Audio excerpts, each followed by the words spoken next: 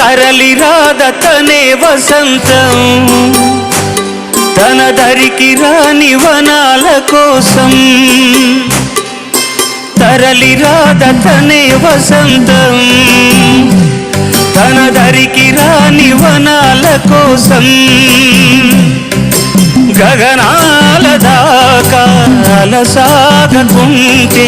మేఘాల రాగం ఇలా చేరుకోదా తరలి రాదతనే వసంతం తన దరికి రాని వనాల కోసం